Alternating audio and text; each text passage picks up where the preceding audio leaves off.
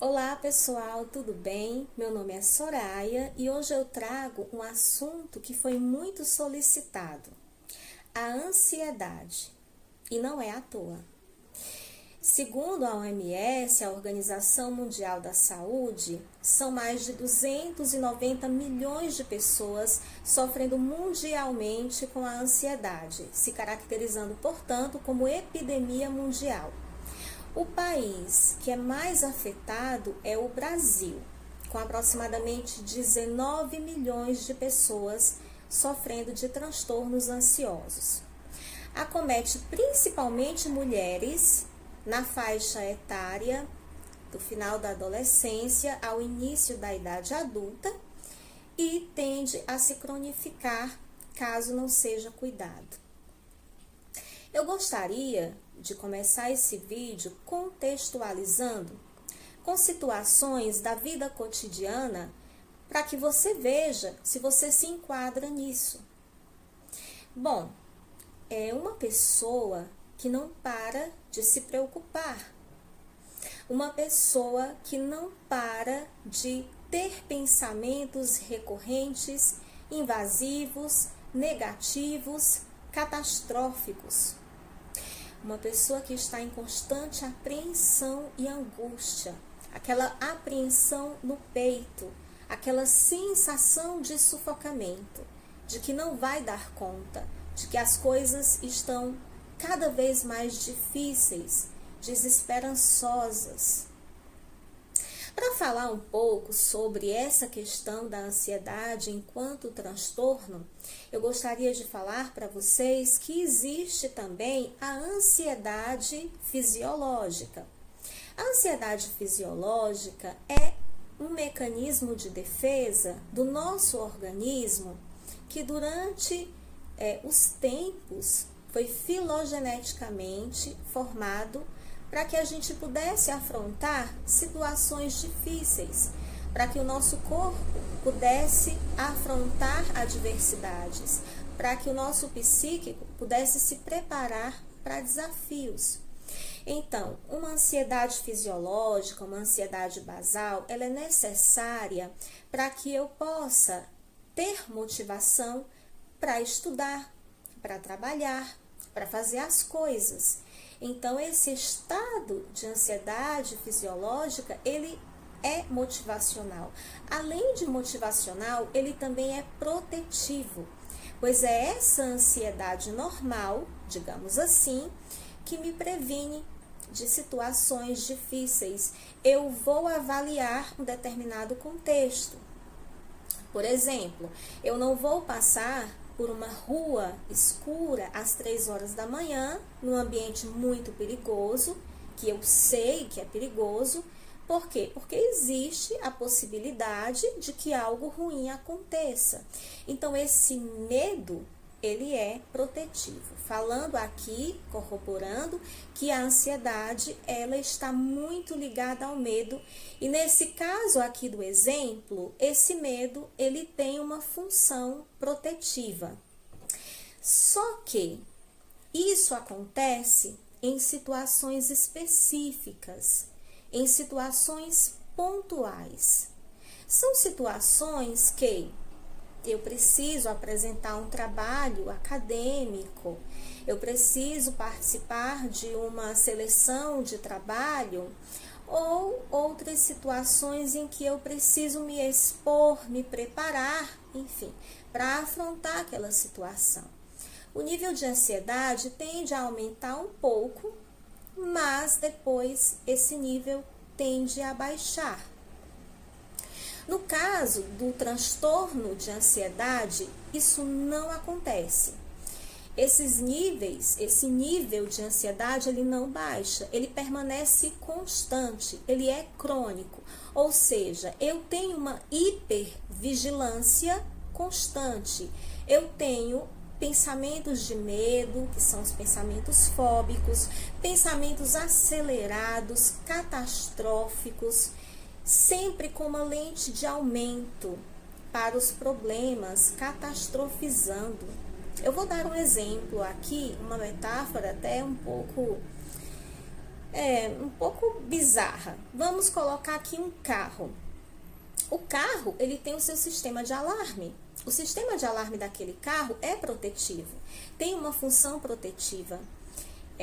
E isso vai fazer com que, se algum ladrão se aproxime do carro, alguma pessoa que queira roubá-lo, ele vai acionar esse alarme. Mas, quando esse perigo passa, o carro volta ao normal, ou seja, ele para de alarmar. No caso de quem tem um transtorno ansioso, esse alarme ele não para. Por isso que a ansiedade é uma tortura, porque esse alarme ele permanece constante. A pessoa vive preocupada, ela vive tendo pensamentos negativos, com medo. Nada vai dar certo, aquilo não vai fluir, o que eu fizer não vai para frente, ou aquilo que eu me propor a fazer eu não vou conseguir. A pessoa se sente paralisada. Ela se sente paralisada e também presa nos seus próprios medos, nos seus próprios pensamentos catastróficos de que as coisas sempre irão acontecer para o pior. Esse sistema de alarme, ele é constante. Você já pensou como é viver com um carro aqui do seu lado, que alarma 24 horas? Então, assim, a coisa é muito séria e ainda tem pessoas que falam que isso não existe, isso é frescura, é falta do que fazer.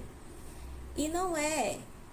Quem sofre de transtorno de ansiedade vive uma tortura diária, tem que matar um leão por dia. Esse vídeo é exatamente para elucidar não só as pessoas que sofrem da ansiedade, mas também os familiares, a população, para que eles entendam como é que isso acontece no organismo de uma pessoa que sofre de ansiedade.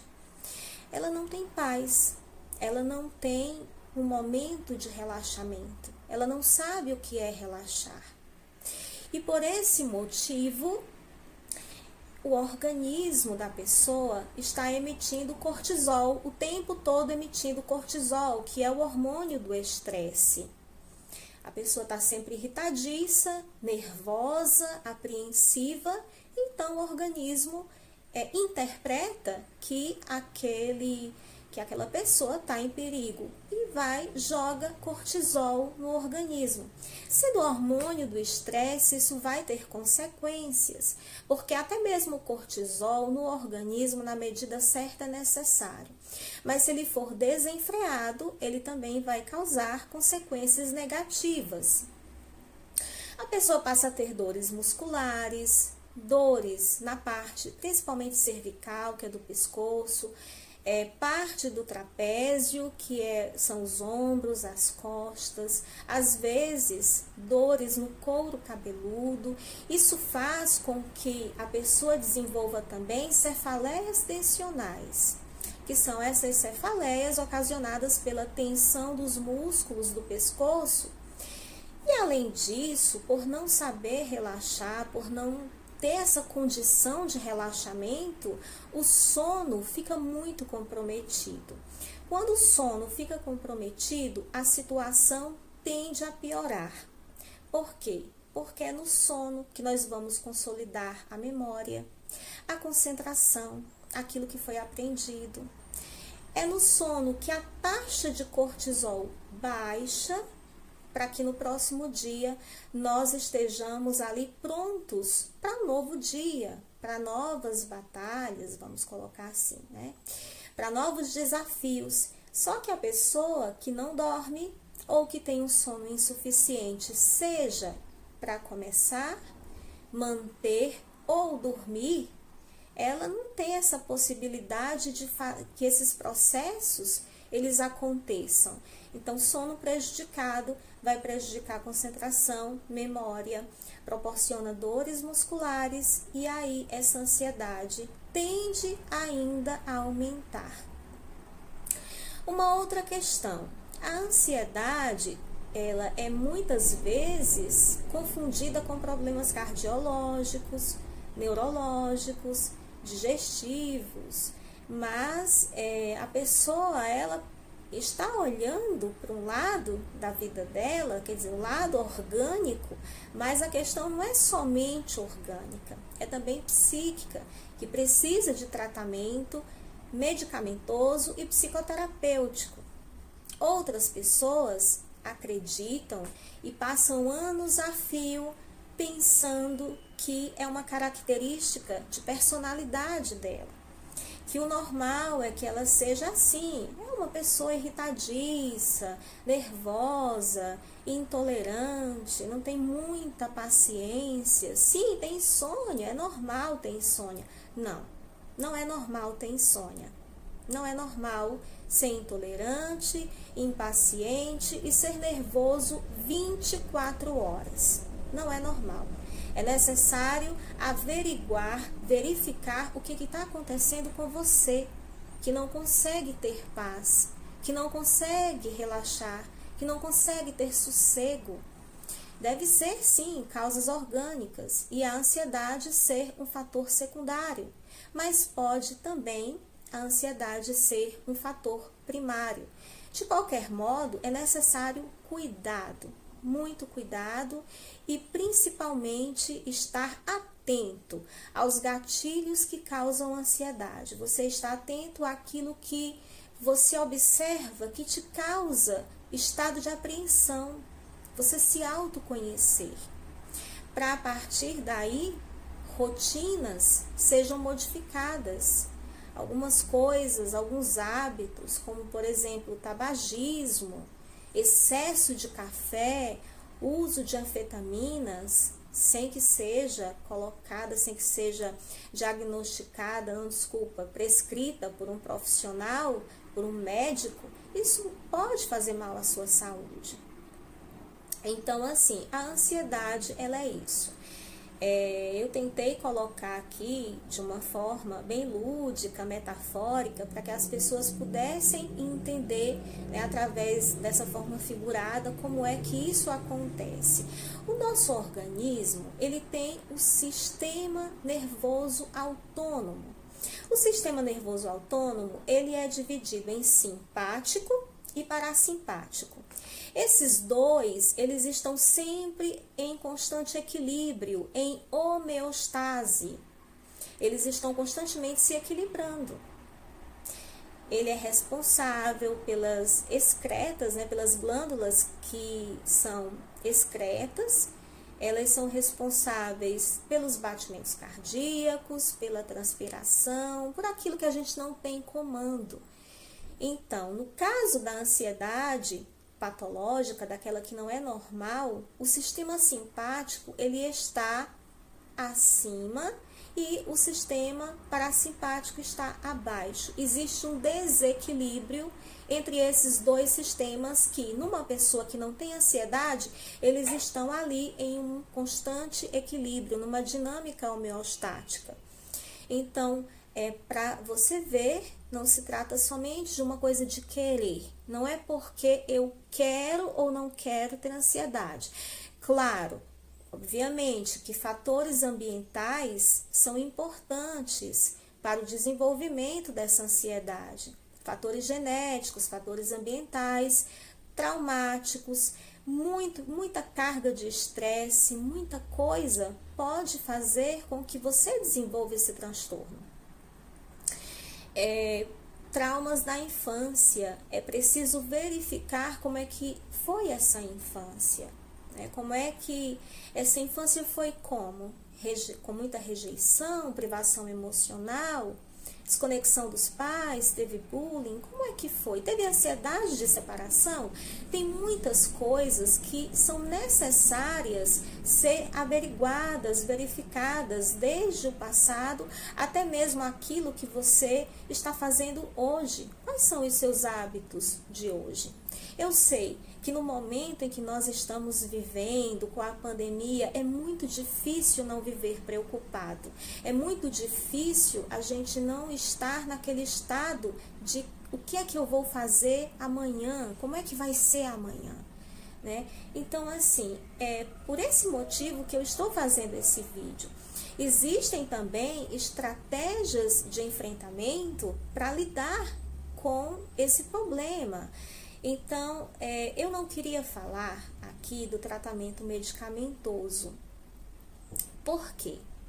Porque geralmente as pessoas elas tendem a trocar figurinhas entre si, não são todas as pessoas, mas algumas se automedicam. O tratamento é esse, a medicação é essa, e não é bem assim que deve acontecer. A pessoa precisa ser acompanhada por um psiquiatra. Ele vai avaliar o seu caso específico, personalizado, a melhor medicação para você e também a melhor dosagem. Até que, no caso, se não tiver acertado de início, isso vai se organizando e vai acertando. Mas nunca deve ocorrer automedicação. Então, eu vou me propor aqui a falar como é que é esse trabalho psicoterapêutico, como é que é esse tratamento psicoterapêutico. Bom, todas as abordagens da psicologia são muito eficazes, sem dúvida. Mas a terapia cognitivo-comportamental, no que concerne a transtornos de ansiedade, tem se mostrado muito eficiente e isso tem se comprovado em estudos científicos. Não é que essa comprovação é feita pela Soraya, né?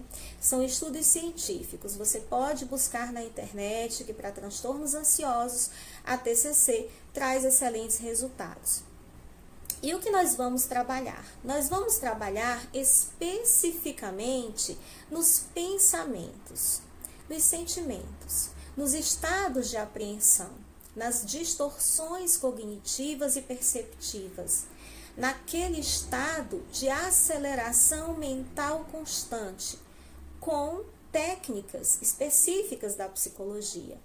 Então, serão avaliados essa questão da catastrofização, da problematização, de estar num constante estado de alerta, num estado de constante ansiedade, porque não se dá trégua. Então, isso é um trabalho feito diretamente, principalmente nos sintomas psíquicos, e que vai trazer resultados também nos sintomas comportamentais. A gente trabalha com o cognitivo comportamental e traz resultados muito eficazes, bem como ao longo do tempo se prolongam, né? São resultados eficientes. Bom, eu gostaria de agradecer a vocês por ter me escutado. Eu espero que esse vídeo ele tenha elucidado um pouco, que seja apenas para você que se identifica com esses sintomas, para que você se encontre, busque uma assistência, busque um profissional da saúde para te ajudar. Se você conhece alguém que sente aquilo que eu descrevi aqui, eu gostaria que você compartilhasse esse vídeo com essa pessoa. Através da elucidação, da psicoeducação, a gente pode fazer com que menos pessoas se prolonguem no sofrimento. Porque, no caso, a ansiedade, ela leva muitos anos para ser diagnosticada. Enquanto isso, a pessoa vai sofrendo muito. Ela vai perdendo qualidade de vida, ela vai perdendo produtividade, seja no trabalho, seja na academia, seja na escola, ela vai perdendo qualidade de vida também nos relacionamentos interpessoais. A pessoa que vive constantemente nervosa, irritada, está por um fio, mas ela não sabe porque às vezes ela se sente assim. Muitas vezes ela sabe porque ela se sente assim. Mas muitas vezes esse medo, essa apreensão, essa angústia, ela é difusa. Ela não tem uma racionalidade. Por que é que eu estou assim? Por que é que eu estou antecipando constantemente as coisas? Por que é que eu não tenho calma? Por que eu não sei relaxar? Por que eu não consigo ter um sono de qualidade? Então, isso é muito sério, isso é muito importante. Como eu já falei, corroboro, muitas pessoas vivem anos a fio com essa condição, pensando ser características de personalidade, e não é característica de personalidade, Pode ser um transtorno de ansiedade, sim, pode ser uma outra condição médica, mas não é normal. O normal é que você seja calmo, que você seja tranquilo, que você tenha qualidade de vida e não com pensamentos acelerados, já pensando no que vai acontecer daqui a algum tempo, ou breve, ou no futuro. Você não consegue se conectar aqui no presente, fazer uma atividade, uma tarefa de cada vez. É tudo muito bagunçado, os pensamentos muito bagunçados. Para a conclusão de uma tarefa, de uma atividade, um sacrifício. Você não conclui nada. Começa, não conclui, inicia uma outra coisa, não conclui, daqui a pouco está tudo muito bagunçado. Tenta ler um livro, não consegue se concentrar, não consegue aprender aqueles conhecimentos. É como se não tivesse lido. Isso é muito sério, porque a ansiedade, como eu já falei, mexe muito com a concentração e a memória. Então, é necessário, sim, buscar ajuda médica. E eu já falei que, no caso, as mulheres, elas são mais acometidas, do que os homens, e até mesmo porque tem condições hormonais envolvidas, tem gravidez, tem a pré-menstruação, tem a menopausa também, então é um sofrimento a mais para a mulher com essas oscilações hormonais. Bom, eu espero ter contribuído, eu agradeço a atenção de vocês. Caso vocês tenham alguma dúvida que eu não elucidei, não coloquei aqui, ou que porventura esqueci de falar, vocês podem deixar nos comentários que eu vou responder com muito carinho. Eu deixo para vocês um grande abraço e até o próximo vídeo.